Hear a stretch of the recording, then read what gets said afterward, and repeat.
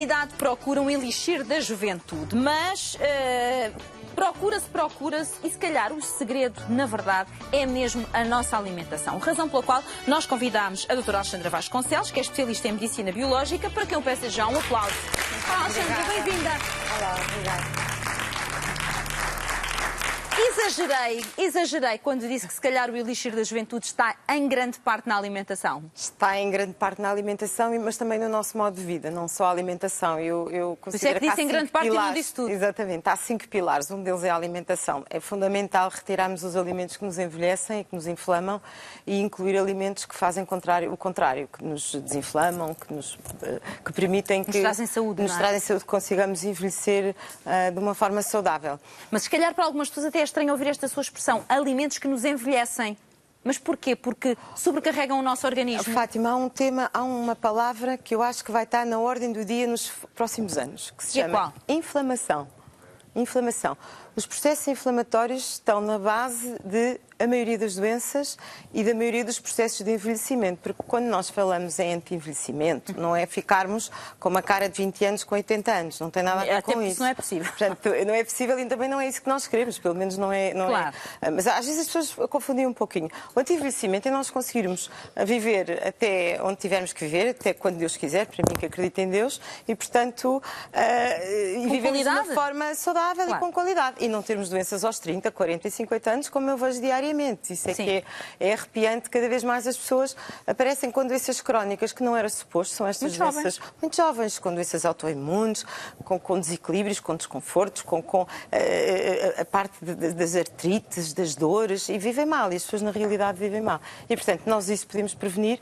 E aquilo que eu lhe estava a dizer da tal palavra de ordem é a questão da inflamação. Muito bem. Vamos a isso, então. Vamos, no fundo, deixar aqui aos nossos espectadores várias áreas para as quais devem prestar especial atenção. Vamos falar primeiro da carência de ácidos gordos. Isto é o que exatamente, Alexandra? O que é que eu considero e que é aquilo que eu me pauto na minha atividade e no meu trabalho como anti-envelhecimento, e no fundo aquilo que eu faço é permitir que as pessoas consigam envelhecer de uma forma saudável, sem as tais dores e os tais desconfortos e doenças, porque no fundo a doença também é preciso isto ficar esclarecido.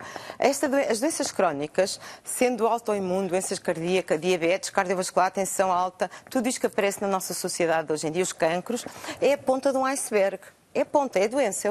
Agora, para baixo existe uma panóplia de situações e de processos que nos levam ao aparecimento desta doença. Okay? Nós consideramos que existem 7 caminhos possíveis e que todos eles levam a processos inflamatórios, ou seja, um corpo inflamado que depois vem a doença. Traz doença. O primeiro que a Fátima estava a referir, então... Era a carência de ácidos gordos. De ácidos gordos. Por exemplo, isto é um grupo de pessoas que, muito jovens, já começam a sentir síndrome pré-menstrual, eczemas, a pele atópica, asma, bronquites, muito tendência para problemas de ORL, ou seja, de alergias, estão sempre alérgicas, com asmas, com bronquites, a pele atópica, síndrome pré-menstrual, isso tem tudo a ver com a falta destes tais ácidos gordos? Tudo isto são sinais que nos dizem que o nosso corpo está com déficit crónico de gorduras boas. Portanto, o que é que nós temos que fazer?